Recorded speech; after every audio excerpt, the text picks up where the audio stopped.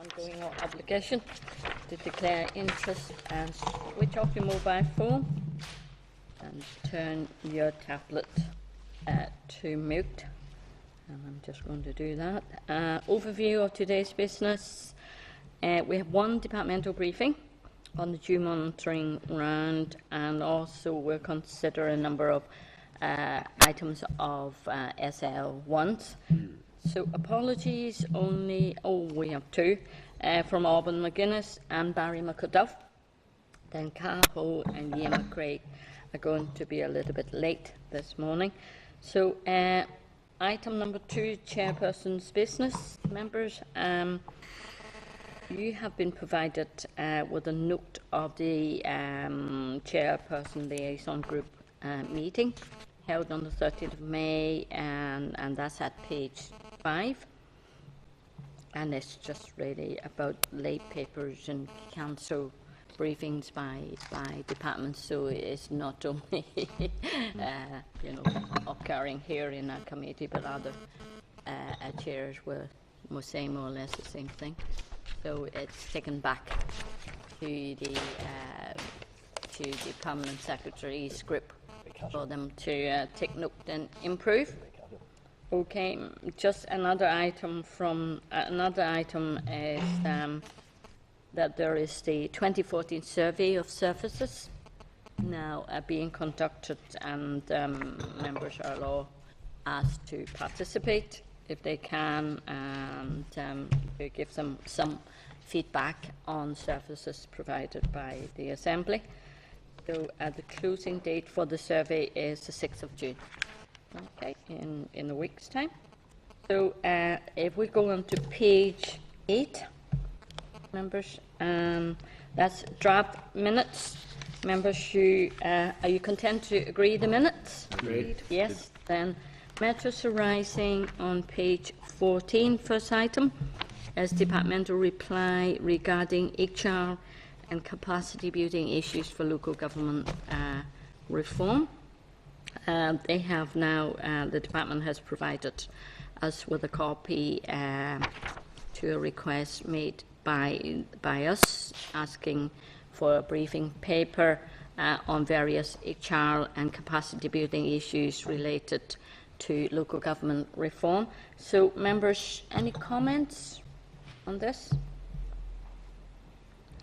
Seem to be most things are kind of underway.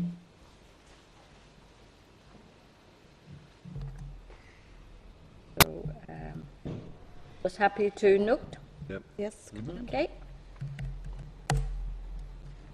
Next item is at page 23, and that's a departmental reply regarding sickness absence and report regarding work-related stress.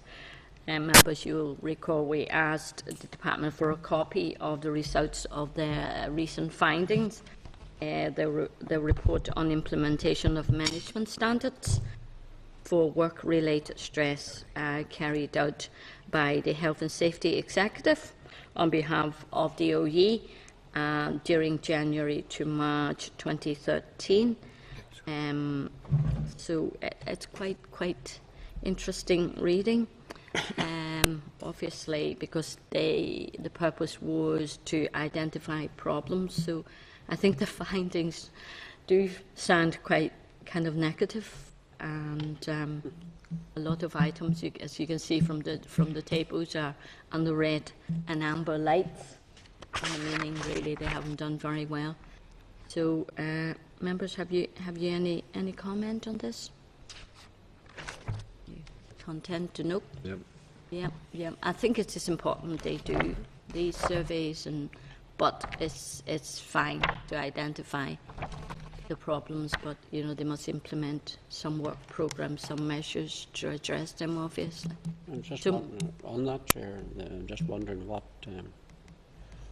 positive things are being put in place to tackle the issue, or is it just one of those things that, this is the way it is, and we have to sort of live with it? And yeah, I think they have kind of programs for implementing it, counselling and. When was the programme implemented, and what work hours? Yeah. So maybe we ask them to continue to keep us updated on progress and. Chair, it may also be contained within the report, so maybe I haven't this up. I think it's also maybe useful to find out as well what level of interaction we're having with other departments, because I think with regard to sickness and stress levels or whatever, I think where there could be sort of common threads learned between departments, maybe best practice applied. It might even be that best practice being applied in some aspects within DOE, not just for learning, but it might be sharing. Yeah. Maybe useful to find out just from them just what they're doing. Yeah. Okay. I mean, some issues seem to be people carrying on working for other colleagues, and when they're not filling up vacancies, and so we'll maybe give an eye on those. I think, Chairman, I think that the complication probably with that is that's something that's probably very difficult to get round, because inevitably, even if we're in a situation, shall we say, where there was abundant resources and there wasn't any particular problem, if somebody's missing for a while, somebody just takes somebody out of somewhere else and slot them in immediately. It's quite often it has to be somebody within that department carrying the burden with their colleague, and I suppose it's difficult to see how that ultimately can be ameliorated, but it can't really be entirely got round. Yeah. But then we do have duty of care to staff. Yeah. So you don't want them to be overworked and feel stressed. Yeah. And ultimately then the organisation loses out, because then the staff can go sick under stress if they're overworked. Okay, members, we just want to thank really the department for sending us the report. Okay, and we just ask them to keep us informed of the absence record, see any progress is being made there. Okay, next item is at page 65, members. That's consultation on planning reform and transfer. The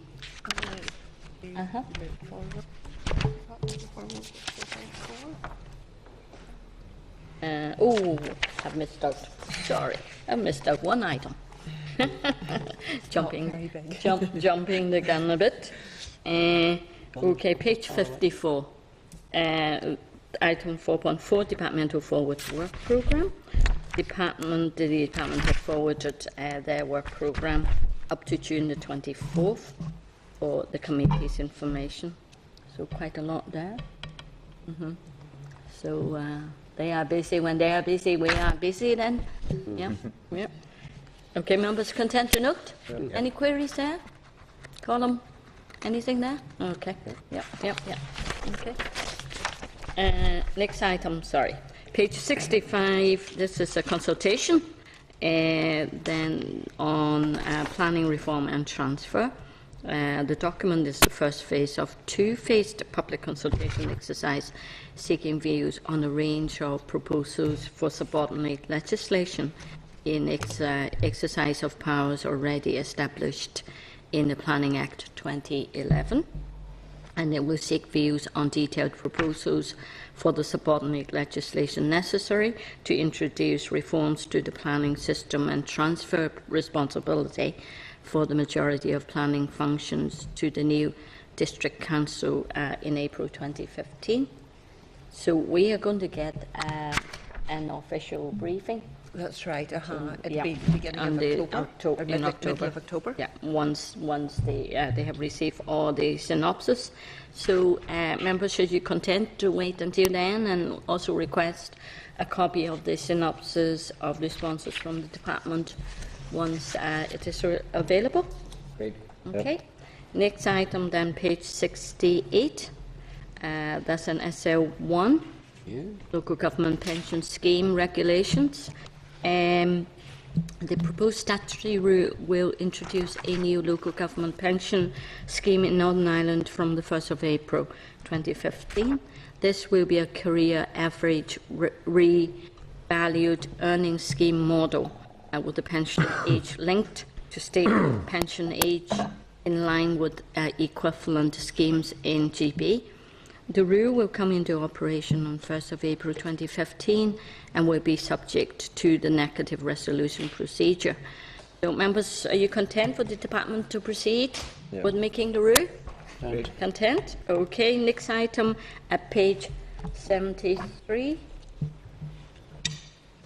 That's the SL1 Local Government Pension Scheme Amendment and Transitional Provisions Regulations. The regulations will protect the benefits accrued by members of the Local Government Pension Scheme up to 31st March 2015. The regulations also ensure that members who are within 10 years of their normal retirement age on 1st April 2012 do not suffer any detriment. The statutory rule will come into operation on 1st April 2015 and will be subject to the negative resolution procedure. Members, are you content for the Department to proceed with making the rule? I'm certainly content with the proceed. I'm just wondering, because I noticed there just sometimes these things get slightly passed over.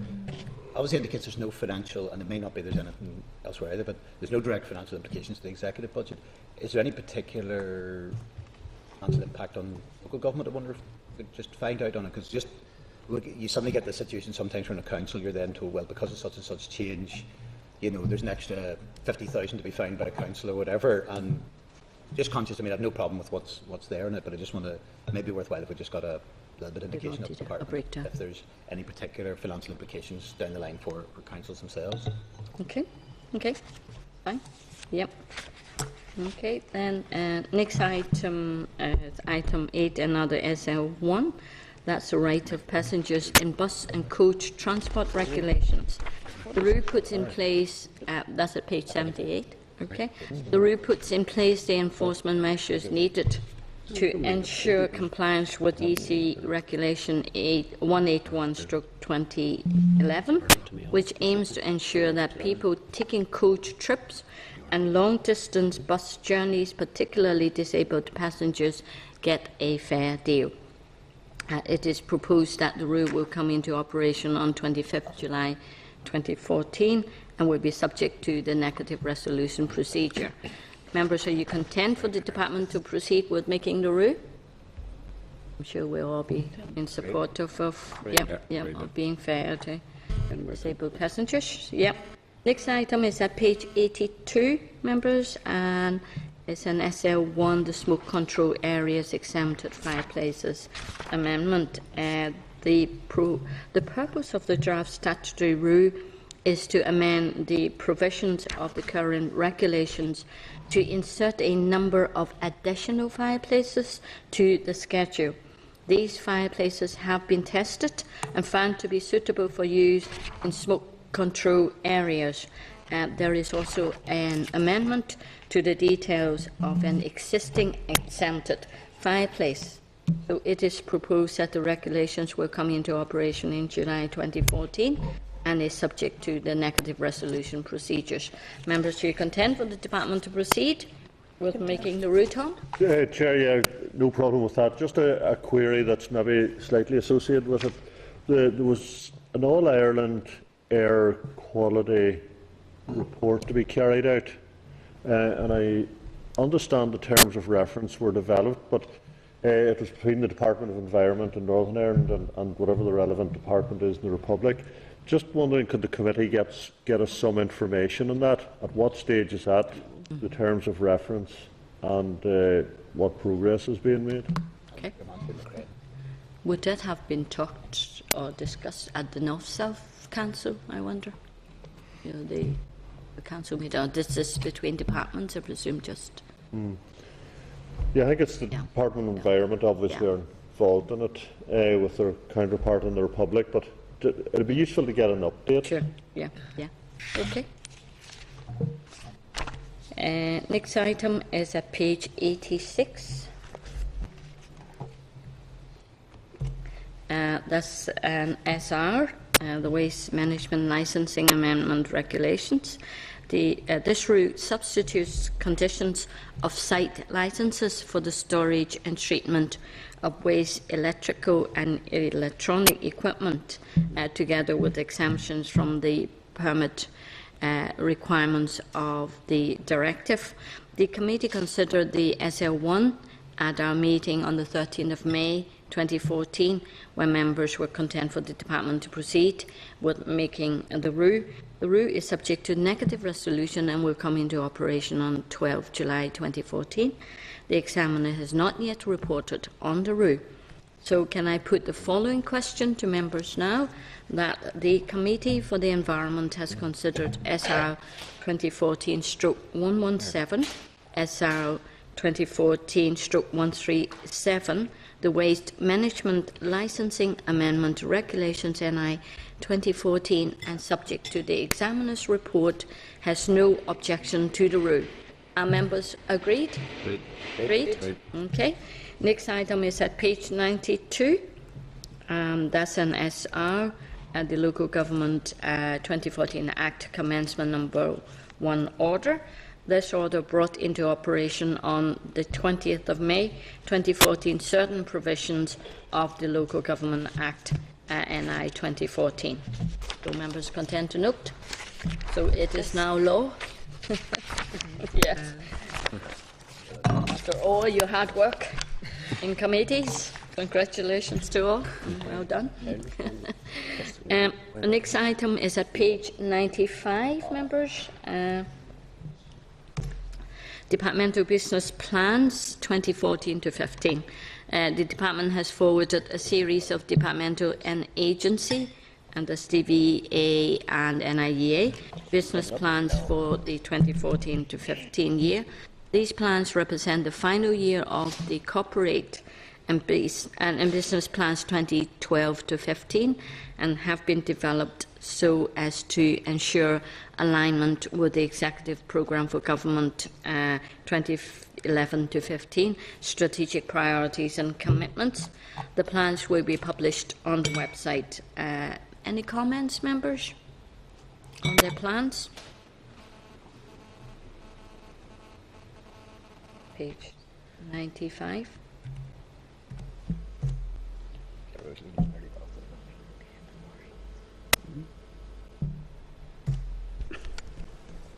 Intend to note? Chair, I'm assuming that the committee has no input to the business plan? Probably not.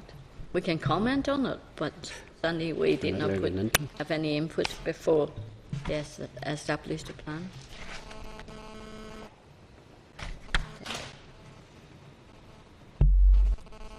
Happy to go along with it? No. Okay, members moved on then. Next item, it's item 13. Yep. And this is on the Road Traffic Amendment Bill. The department has provided the synopsis of the provisions of the bill to expand further on last week's briefing, and this is included for members at page 176. I must say that's a very good document, really very succinct and quite easy to read, and just brought to our attention the various aspects of the bill. Yeah. And I'm sorry I missed the second stage last week as well. Otherwise engaged the rest of the day. So I believe there were a lot of comments on it. So it will be interesting now for the committee stage. Yeah. Okay. You think the bill would be drastically changed? We don't know. We'll wait and see. Yeah. Okay. Next item in relation to the road traffic bill is members you have on page 191 the list of stakeholders to be contacted directly for their comments on the provisions of the bill.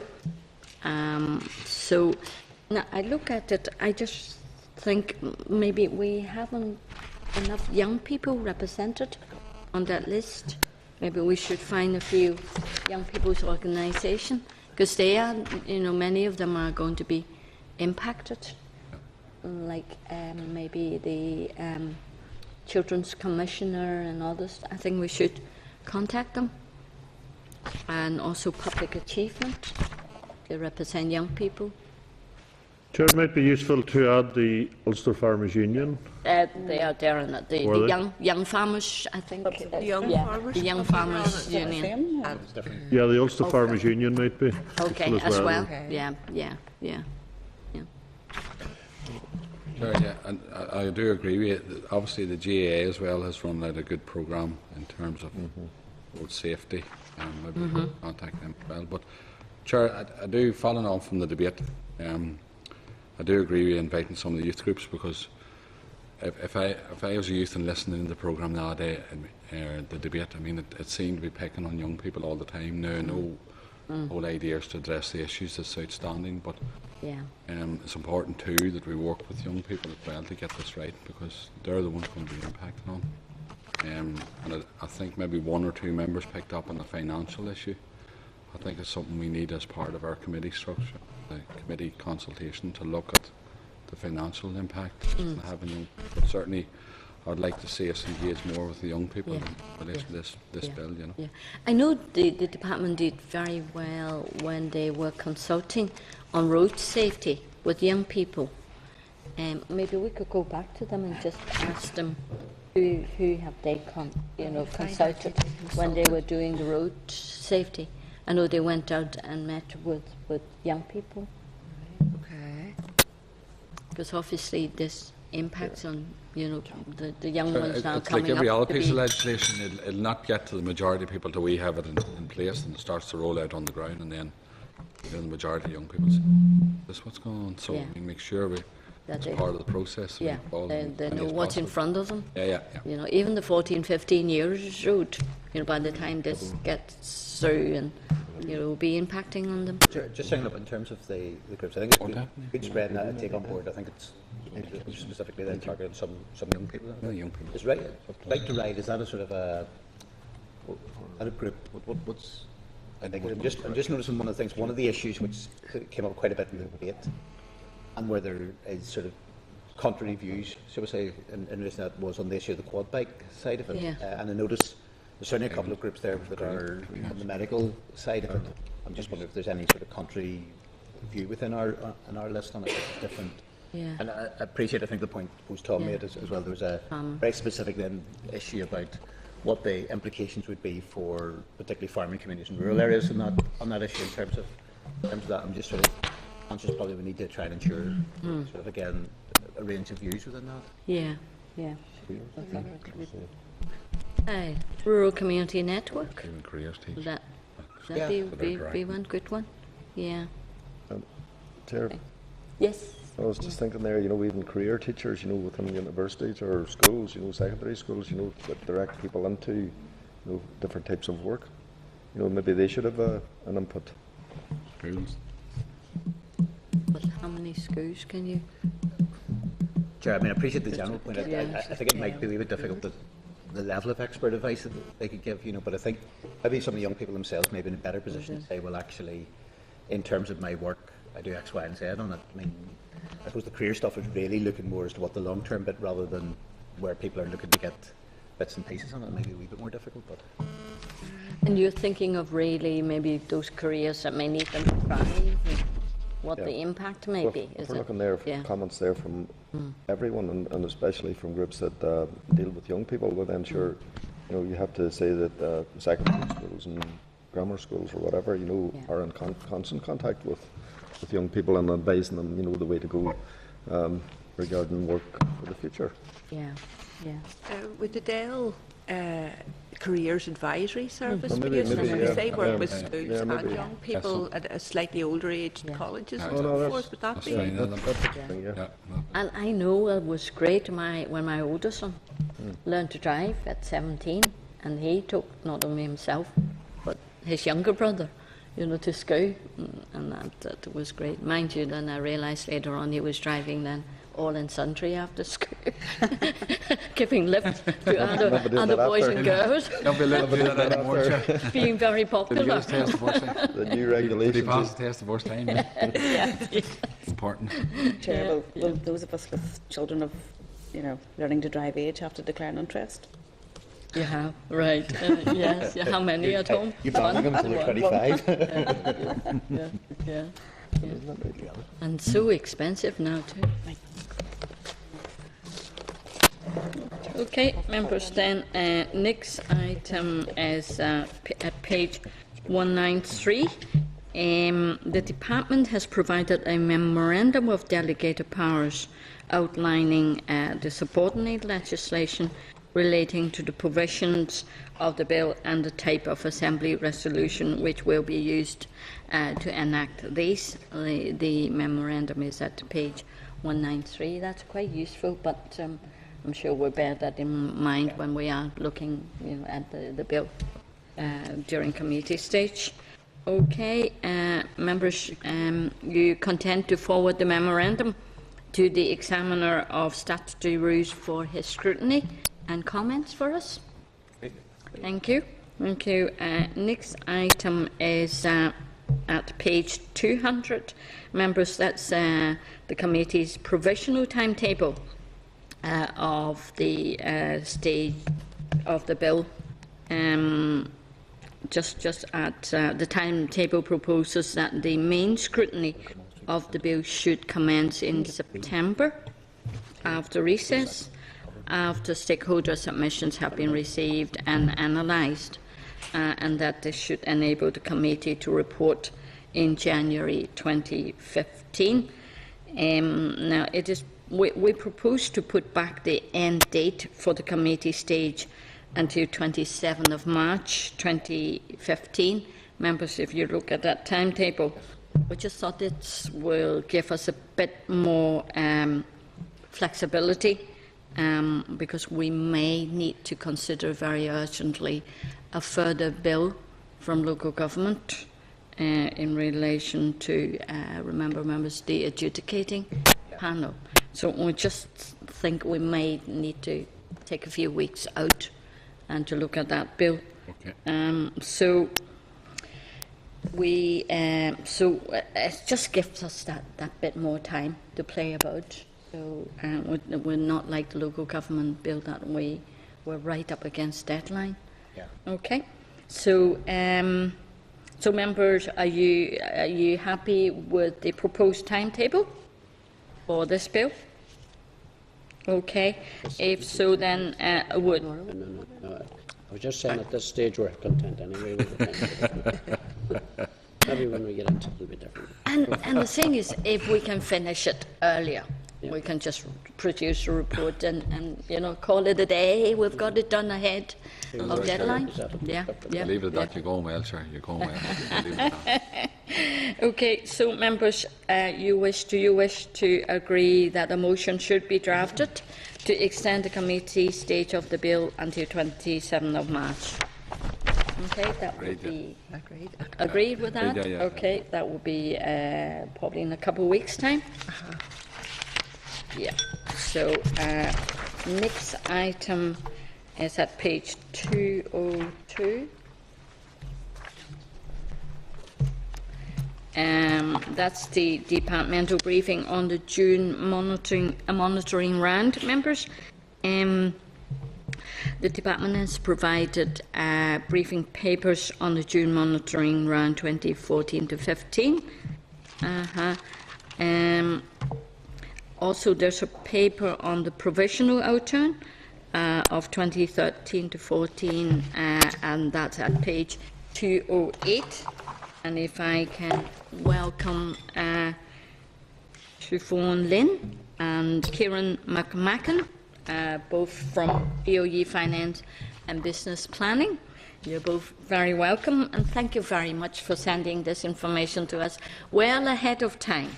So rather than giving us a day or two, or sometimes not even time to look at it. So it's very detailed, and thank you very much. Do you want to just walk us through the briefing before taking questions from members? Please. If I start with June monitoring proposals. Yeah. Okay. We have summarised the June monitoring proposals, and we've also summarised the context of the 2011-15 budget.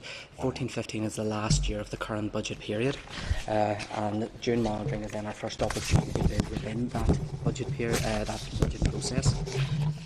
We've also summarised for the committee at paragraph 3 the overall resource and capital expenditure budgets for the department for the current year. So total resource of 120 million. That's been supplemented by some additional funding from the Jobs and Economies Initiative, and capital investment of 7.5 million, which has been further supplemented by additional £3 million in relation to Build Heritage-led development funding that committee members will recall that we received last year. In terms of our opening position, we currently have an opening overcommitment of £2 million, but we'll monitor that very closely through the financial year, and you'll be aware this was a similar approach adopted last year to ensure that we spend the full allocation.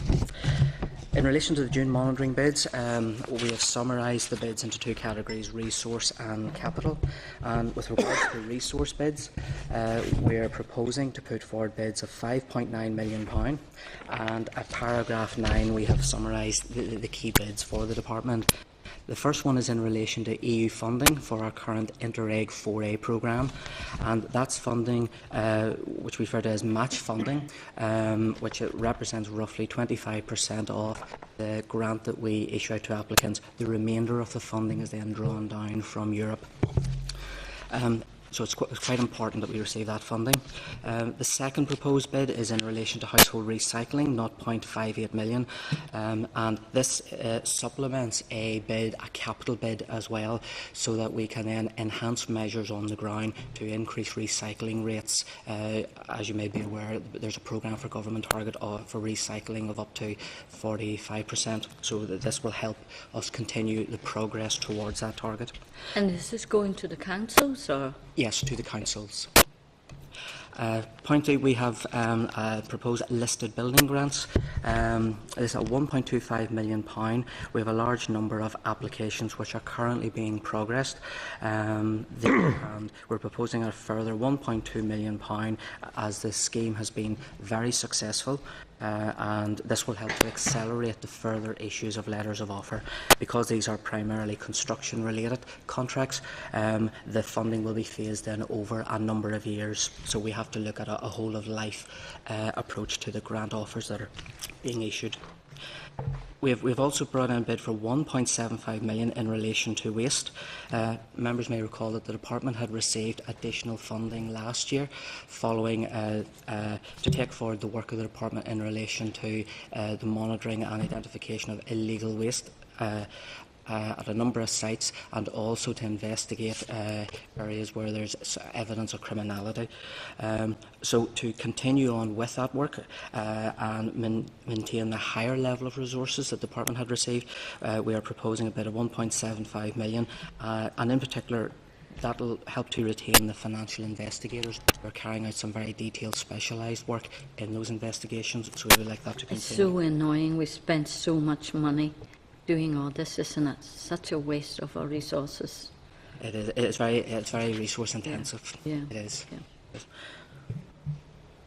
And in paragraph 9.5, we're also proposing to put forward another bid in the current year of £1 million in relation to dereliction. This scheme has been received very well by councils, and to date we've issued some £4.2 million. The department is currently working through a programme of work with councils, so at this stage we believe an additional £1 million would be beneficial to take forward those programmes of work in the 14-15 financial year. And the last bid for resources in relation to historic monuments, that will cover a range of archaeological and storage issues and promotion of exhibitions across a range of Environment Agency sites across Northern Ireland. In relation to capital bids, we have 3 bids. The first one is in relation to the planning portal. This is part of the business critical work that we're carrying out to realign the planning portal to ensure that it transfers smoothly to the new Leven Council model. And that work is ongoing at the moment. The work must be completed by April 2015. So to facilitate that, we have a bid of 1.7 million to carry that forward. As mentioned earlier, to complement the resource bid, we have a household recycling bid of 1.5 million, and this is to contribute towards the low value infrastructure to increase recycling rates at council sites. As mentioned, all of this funding will be spent then by councils to help separate waste streams and increase the rate of recycling flowing from those. The third point is in relation to the Environment Agency, and we have a series of bids. The largest element relates to a replacement vessel for the current boat, the Capitella. That's quite old. It's some 15 years old. The useful economic life is 10 years. So it is certainly due for replacement. In addition, there's other detailed work that needs to be carried out at the laboratories where the scientific work is carried out on water quality testing and so on, and also a number of replacement vehicles are required. We've also noted that we're proposing then to ask the Department of Finance and Personnel to realign a £2 million current capital budget in relation to the driver vehicle licensing system. That project is the driver licensing vehicle system. Okay. We have funding to bring in a new system. As the project is currently at its procurement phase, we will ask the EFP then to realign that budget and carry it forward to next year. So we will use part of the funding this year with a view that we will aim to have that funding restated next year when the project aligns in with the budgetary allocations. At paragraph 2, we have summarised then the overall resource bids of 5.9 million and capital bids of 4.6 million. And we've also given just a short summary in relation to the current budget for 15-16. At the moment, we're awaiting guidance from the Department of Finance and Personnel and the Executive in terms of commissioning a 15-16 budget exercise. That hasn't been issued to departments. But we can provide the committee with briefing in the future when that process is formally commissioned. Okay. That's quite a lot of money to do amendments on the planning portal. At the moment, I know my staff would just go onto the DOE website and can check progress. Is this the one that you're talking about, the planning application process? That's right. So how is it going to work in future? Can people go onto the Belfast City Council website, or do they still have to go to the DOE website? I think it'll still be through a central shared service through DOE, but all councils will have full access to it, and then all planning staff who have transferred will have full access to it, so it'll be a fully integrated system to facilitate. That's quite expensive, 1.7 million? It's because it has to be realigned, and there's over 50 work packages associated with this, and the department and these are all being specified out, and that's what the costing has been based on. So councils will feed into this portal, okay, as one central kind of information centre. Yes. Okay. Yes. Now, I don't believe that will change in the future, but at the moment I think the view is that it will be then a centralised system then servicing all councils, and I think that would make most sense from a value for money point of view as well. Okay. What about Explorers? Yes. What stage are we? Our Minister has been corresponding with executive colleagues, and he had presented a paper to the executive on this. I don't believe a final decision has been made. I think there's a meeting today, possibly. That's right, I think so, yeah. It's by the local council. Is that right? Executive, but there is also, I think, an imminent meeting of. Oh, right, it has taken place. Oh, okay, by the local arts council. So, what score is that, Peter? That do you know? I think there's stuff on the news. I think, Chair, I think they give indications that they've started consultation on closure, but subject to if there was intervention by the executive, I think. Okay. Yeah. And so the executive may be looking at it today? But maybe. Sure, I suspect you and I are not in a good position to be able to comment on that. Okay. So he has submitted a paper. Yes, yes, and certainly in that paper the Minister has committed to funding for the Seal Sanctuary at £120,000 per annum, and then he's asking the Executive then to review other funding requirements, and hopefully that will be taken today. Yeah, okay. Right, questions from others? Cal? Thanks, Chair, and thank you very much for your presentation. A couple of general points. Just in relation to the funding for the transfer of planning that to local government, and I see here some of your figures. Is there any of that funding? Can you tell me if any of that funding is for training of staff at council, or is it expected that staff at local council level that council will foot that bill? There is an element of the funding relates specifically to capacity building, and that capacity building may entail training for staff in councils. And I believe that colleagues within our local government division, they are seeking proposals from councils as to how best to allocate their capacity building funding. But that money's ring fenced, is it? Yes, primarily, yeah. Okay, and just a couple of other points. I mean, and I welcome the European funding bid, but could I make this point? I mean, I think there's a lot more money out there that we can access, and we should be doing it in terms of accessing European funding. You know, in terms, especially along the environmental grounds, and I'm just, I just want to make that point. It's very welcome the dereliction funding. Can you indicate what's the uptake from councils in relation to the dereliction fund? Many councils to date have. So to date, 24 councils have taken the opportunity to avail of the funding. 2 are outstanding at the moment.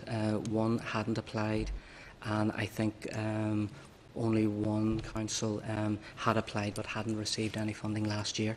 However, all councils are invited to apply again for funding in the 14-15 year, and that process is going on at the moment.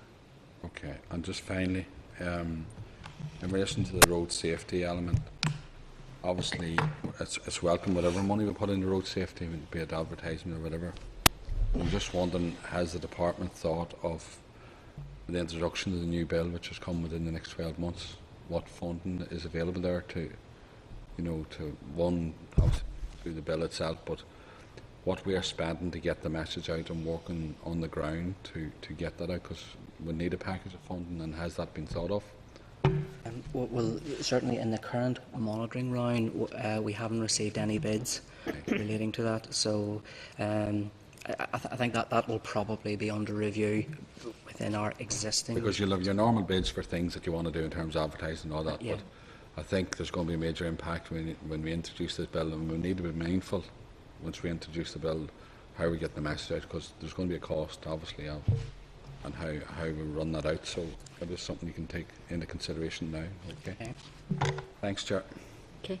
Just to follow on Cathal's question, can the department let us know what plans you all have or working up towards the new round of say, Life Plus and Horizon 2020 bits from the department, you know, to go for EU funding for the next round? Because we're currently working on the successor to the Interreg 4A programme. So, okay. Some more details? We'll provide some detail. Yeah. Please. Any other questions? Chair, in relation to the 1.75 million, in relation to the River Fahan key environmental receptor, that programme, and the removal and disposal of all hazardous waste, is any of this redeemable from the culprits who? As we proceed through to prosecution in cases, the department would be seeking to recover costs, and indeed the work of the Environmental Crime Unit last year, for example, had received funds under the Proceeds of Crime Act from offenders. I think it was 150 to maybe 200,000. So some of the cost can be recovered through the court process. You also speak here of the retention of 10 temporary financial investigators to work with existing NIA investigators in order to maximise the response to Organ. Take it you're not just talking about the river. Are you talking the River Fahans? Oh, no, it's right across the board. I thought it was. Yes, no, it's across the whole of Northern Ireland. 'Cause there had been a large exercise carried reviewing for potentially illegal sites, and this is a continuation of that work. Presume they also work with the police as well, don't they? Very closely with the police, yes. Yes. Here, is this, and a final question just around the River Fahan one. What is the final, what is your bill likely to be there? Or is this, is that the total bill? No, we've no estimate at the moment on a final bill. The department's reviewing the options for managing the site, and currently there's monitoring arrangements in place. But I couldn't give an indication of what the eventual costs might be. Thank you, June. Awful, isn't it? It just annoys me so much. With pollution, polluting our beautiful waters and our rivers. I know. Dreadful to see dead fish, in the river. As an angler, I wonder how I feel.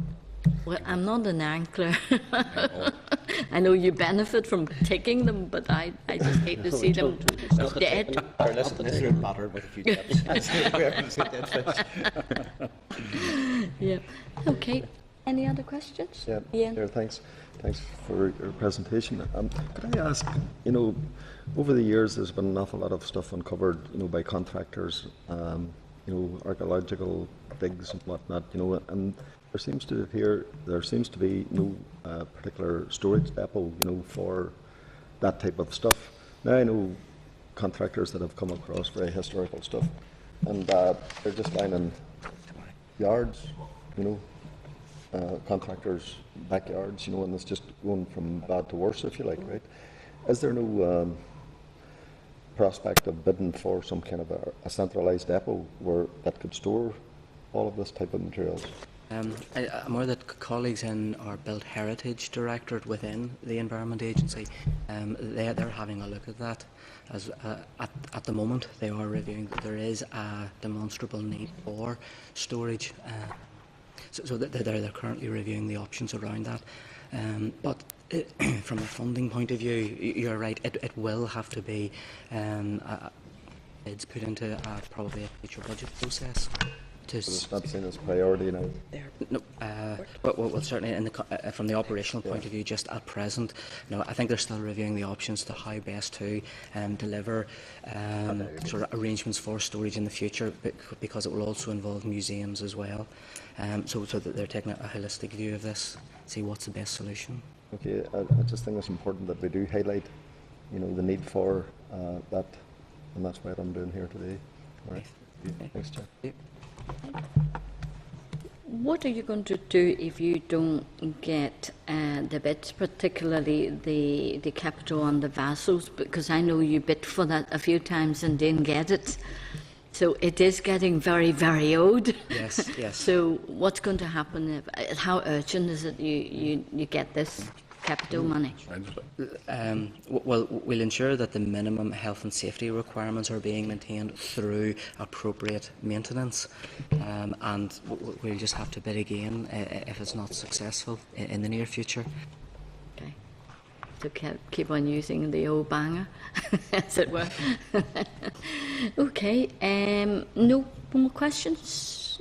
Well, thank you very much, both, to Kieran and Siobhan. Thank you. Bye-bye. Thank you. Members, it's very light today. You're on to almost the last item. Easing back in, I think. You are, that's right. Yeah, we're grateful for that now. Thanks. Thank you. Next item is correspondence. You have at page 212 is a cover note with suggested actions. If I just go down a number of others, maybe more substantial ones, at page 214, we have correspondence from Zero Waste Northwest requesting a meeting with the committee to discuss potential renewable energy alternatives to fracking. Tom may like to attend this. Sorry for being flippant. Do member want to have a meeting with them? with this group. Yeah, Sounds quite interesting. Do you want to invite them to come at a committee meeting or an outside meeting? say it'd be informal, Chair, but I don't mind meeting, yeah. A meeting in the committee? The informal meeting, probably. Informal meeting, so outside? Peter's sticking his thumb up. Yeah. Yeah, absolutely. So we organise one and let members know, and, okay. What day suits you best, Tom? No, I know. Why me, sure? I thought you may be interested in fracking. Only one marathon, yeah. Or what? I know sometimes people say Wednesdays are not the best day. So even if a Tuesday late afternoon or something, maybe? See if that may suit more Or members. Tuesday lunchtime, maybe, you know, whenever breaks. I know maybe Peter's involved in business committee, but I certainly will be that. It's only 10 minutes. That's the quickest meeting you ever go to. Isn't that right, Peter? Some of them could be very long and drawn out, depending upon What's what else on is on. elsewhere? So we try to organise a Tuesday lunchtime? Lunchtime, Would that yeah. suit? Yeah. Yeah. Okay. Next item is at page 215. This correspondence from the department advising of the publication of the DOE and DVA heavy goods vehicle, taxi and bus compliance surveys 2013 to 14. Chair, sorry, just going back to the fracking one. Yes. Just looking at it, was it not sent to you in a personal capacity or as a party representative as opposed to? I think he's sending to all parties from the gist of the letter. I think I read that. Let me see, 214. And would all parties appear here? I think it says it's writing to. Have you people received anything from them? I don't think I have. I don't think I've gotten about fracking in the last month or two. I don't think I have received anything from you, just, but I thought it was more to you. Like, I'm quite happy with an informal meeting. There's still no problem with that, but I just thought it was sent to you as an alliance representative as opposed to a committee chair. That's all. This one that you regard. Yeah. Congratulating you, sort of acknowledging your party's Continue, Chair. Yeah. Yeah, it says I wrote to all parties offering a presentation in the middle of that paragraph. Anyway, it's okay. Anyway, Yeah. I don't mind. Yeah. Okay. Not a massive issue. Not just specifically to me. Okay. Yeah. So that's page 215, that departmental letter to us. So members should contend to write to the department to ask what type of enforcement actions the DVA has taken over the last year. Yeah, okay. Okay. Yeah. Next item 218, correspondent from Full Circle Power regarding its project to deliver Northern Ireland's first waste-to-energy facility, which will be located within the Belfast Harbour Estate. They have, let's see, there's a copy of the group's introductory brochure in the committee's office, but they also, I think they want to come and talk to us as well. But I understand the project is very much at the beginning stage or planning stage, and maybe a while before I think they come into operation. That briefing maybe at a much later date. Yeah, I don't think they're hoping to do anything before 2016. Well, we just acknowledge the letter and then maybe say ask them to keep us in touch. Yes, Pam? Yeah, Chair, thank you. I would be very keen to hear whatever they have to say because it impacts, or it may impact on my own constituency to do with incinerators and mollusks. So Right. they have indicated, and I have one of their brochures here actually, that Okay. that they are able to take the waste that Act 21 Okay. are proposing to deal with Yes. in mollusk. In Mollusk, yeah. Well, do you want us to organise a meeting fairly soon then? I think that would be good, for Okay. because it kind of relates to the Act 21 issue. Yeah, that would be good. yeah. That was Have mentioned a clear in the picture news on this what they're morning. able to deal with. Yeah. Yeah. Okay. Yeah, fairly then topical. We organise a meeting Do you want then an informal outside. meeting or somebody to come up to the committee and present to the committee?